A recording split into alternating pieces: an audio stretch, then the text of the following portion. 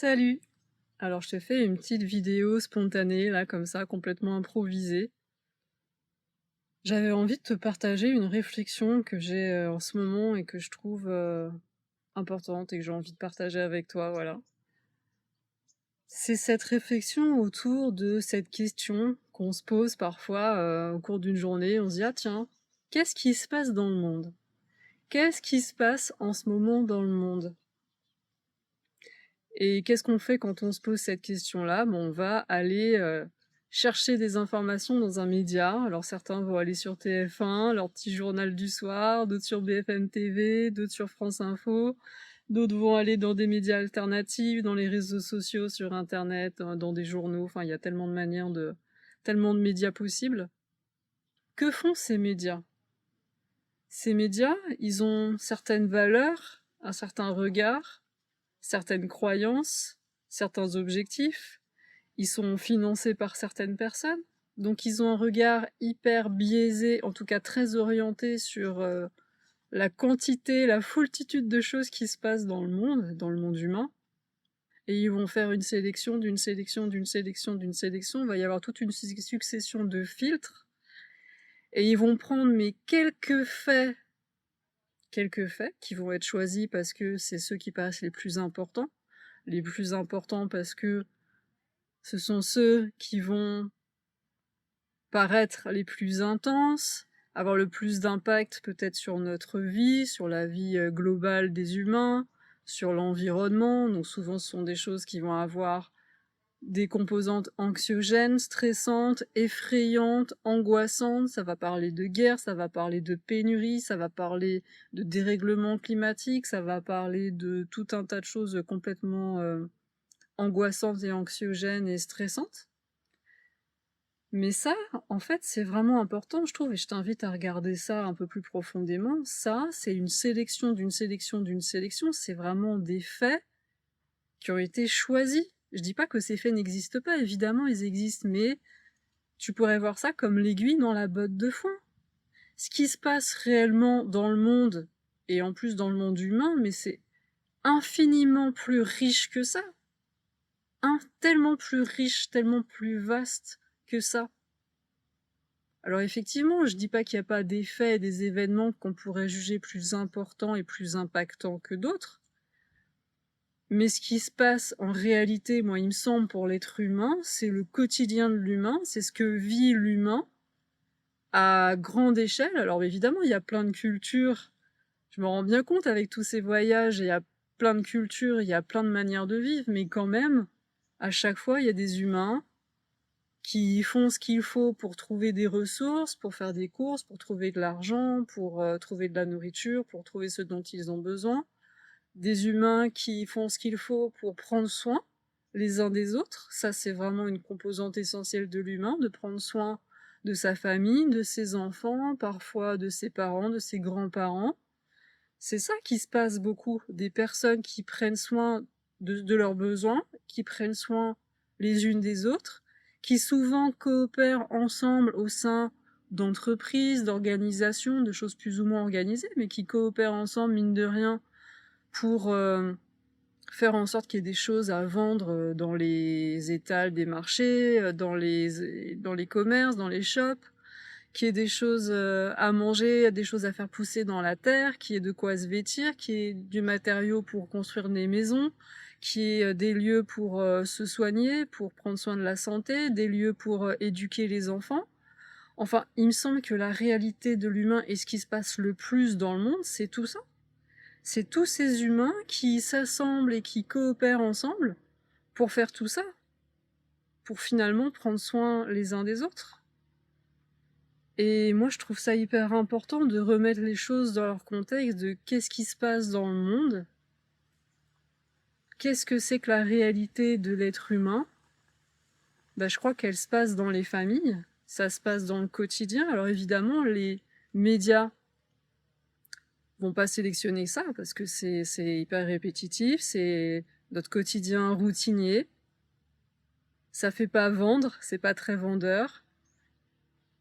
Si on croit à l'ingénierie sociale, ça va pas amener le contrôle des populations, puisqu'on ne contrôle pas une population heureuse, on contrôle une population qui a peur, qui est anxieuse. Donc ça, c'est si on croit à ces théories d'ingénierie sociale et à ce rôle des médias qui serait manipulés par certaines grandes familles, certaines puissances financières pour induire certains comportements. Donc on y croit, on n'y croit pas, mais c'est une manière de voir les choses parmi d'autres.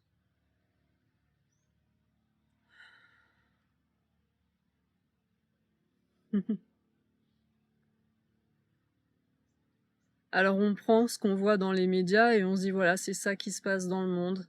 On voit des humains dans ces médias se comporter d'une certaine manière et on en déduit qu'un être humain c'est comme ça, qu'un être humain ça se comporte comme ça, que l'humanité vit ça. Et c'est vraiment un truc en boucle parce que en fonction de ce qu'on croit, on va choisir certains médias qui vont nous montrer certaines choses, qui vont conforter ce qu'on croit. Donc ça nourrit nos croyances, ça nourrit nos sentiments, notre manière de ressentir les choses, de ressentir le monde, de ressentir l'humain. Et c'est en boucle, et c'est comme le hamster qui court dans sa roue, tu sais, dans sa cage, dans sa roue de hamster, et on tourne en boucle comme ça, c'est des prisons mentales. Et les médias peuvent vraiment nous maintenir dans des sortes de prisons mentales. Et ces croyances et ces visions du monde en général sont anxiogènes, elles entretiennent ce stress, cette posture de survie. Et ça, c'est vraiment pas ce qui promeut et ce qui soutient le plus la santé, la joie, le bonheur. Alors que si tu regardes dans le quotidien, mais l'humain est capable de faire tellement preuve d'amour, de compassion, de prendre soin de l'autre, est capable de coopérer, il est tellement capable d'être ingénieux, intelligent. L'être humain est capable d'être créatif. Et j'imagine que tu sais que quand tu es dans ce flot de créativité qui te correspond, et il y a tellement de manières d'être créatif, hein, la créativité ça passe par l'art bien sûr, et il y a tellement de formes d'art, mais ça passe aussi par la science, ça passe par la cuisine, ça passe par la manière de communiquer, par la manière de prendre soin des autres, par la manière de prendre soin du vivant, des animaux, de la terre, des végétaux, de bricoler, la manière de construire, la manière d'écrire. Enfin, il y a tellement de manières d'être créatif. Et quand l'humain trouve dans son quotidien cette forme de créativité, qu'il est dans ce flot, mais son état de conscience est tellement différent. Il est plus dans cette forme de survie. Et l'humain, c'est aussi ça. Et c'est pas ce qu'on promeut le plus dans les médias, malheureusement. Mais il existe des médias qui mettent ça un peu plus en avant que d'autres, mais globalement, c'est pas ça qu'on montre. On montre davantage des luttes, des guerres, des oppositions d'humains entre eux, des luttes de classe, des survies des êtres humains qui sont en grande difficulté, qui vivent des catastrophes naturelles. Alors on te dit qu'il y en a de plus en plus, et peut-être, hein, je suis pas du tout dans le déni de plein de choses qui se passent dans le monde, pas du tout. Mais c'est juste que ça, c'est une partie, non négligeable et importante, d'accord, mais c'est une partie de la globalité de ce qui se passe. Et ça montre une partie de la globalité de ce que c'est qu'un être humain, de comment il est réagi. Et c'est hyper orienté et c'est vraiment partiel.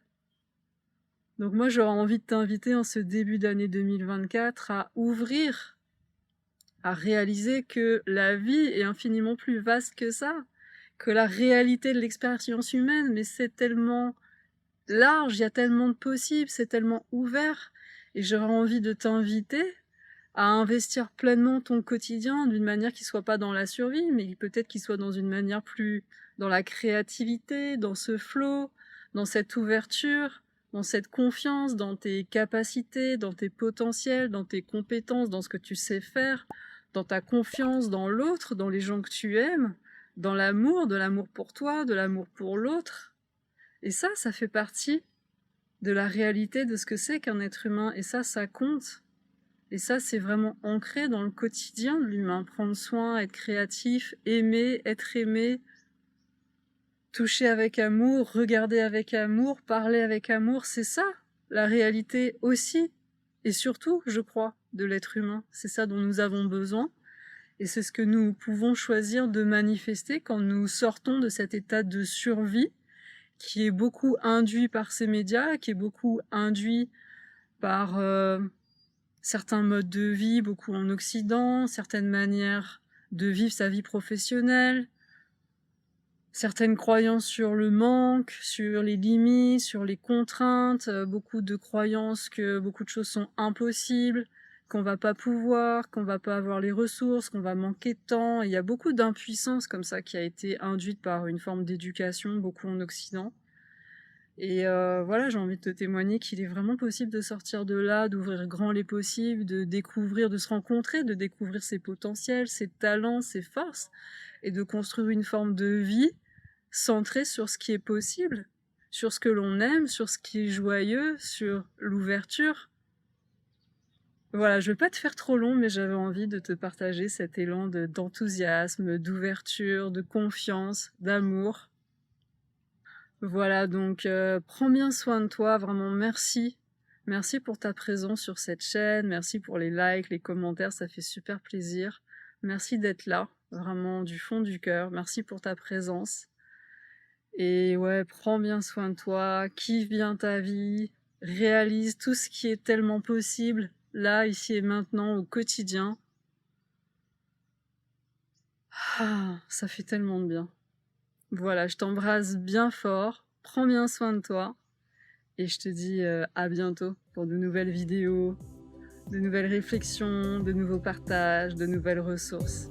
À tout bientôt. Je t'embrasse. Bye bye.